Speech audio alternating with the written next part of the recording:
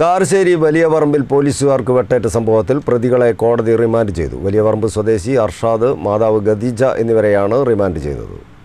കാരശ്ശേരി ഗ്രാമപഞ്ചായത്തിലെ വലിയ പറമ്പിൽ പോലീസുകാർക്ക് വെട്ടേറ്റ സംഭവത്തിൽ പിടിയിലായ പ്രതികളെ കോടതി റിമാൻഡ് ചെയ്തു.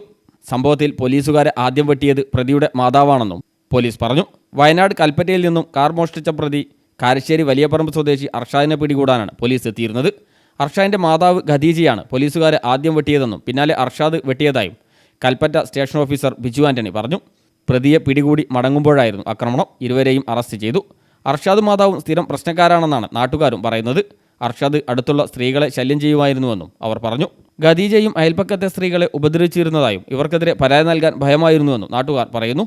വ്യാഴാഴ്ച വൈകിട്ട് 3:15 സംഭവം നടന്നത്. വയനാട് SP-യുടെ സ്ക്വാഡംഗങ്ങൾക്കാണ് വെട്ടേറ്റത്. CPOമാരായ ഷാലു, നൗഫൽ എന്നിവർക്ക് വെട്ടേറ്റു. രണ്ടുപേരുടെയും കയ്യിലാണ് വെട്ടേറ്റത്. നൗഫലിൻ്റെ പരിക്ക് ഗുരുതരമാണ്. ഇദ്ദേഹത്തിന് അടിയന്തര ശസ്ത്രക്രിയ വേണ്ടിവരുമെന്നും പോലീസ് പറഞ്ഞു. News bureau, Mukkam.